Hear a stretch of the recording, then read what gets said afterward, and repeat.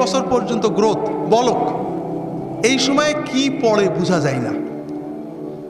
আর এই সময়ে যে ফুর্তি, আনন্দ, এটা কোনো আনন্দ না, এটা অস্থিরতা। জীবন শুরু হবে 25-এর পরে। যদি 30 থেকে মৃত্যু পর্যন্ত জীবন পেতে চাও, মৃত্যু নয় জীবন, জীবন মৃত নয়, সত্যিকারের জীবন, যে জীবনে ফুর্তি থাকবে, কর্ম থাকবে, শান্তি থাকবে, এই রকম জীবন পেতে চাও, তাহলে আমার কথাটা একটু মন দিয়ে শোনো।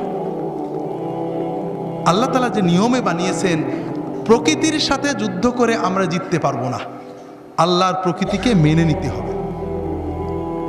আল্লাহ তাআলা আমাদের সৃষ্টি করেছেন, প্রতিদিন 6-7 ঘন্টা তুমি ঘুমাবে, গভীর ঘুম, 1-2 ঘন্টা খেলবে, কঠিন পরিশ্রম, তোমার শরীর ঘেমে রক্ত টকবক করে বেরেনে যাবে।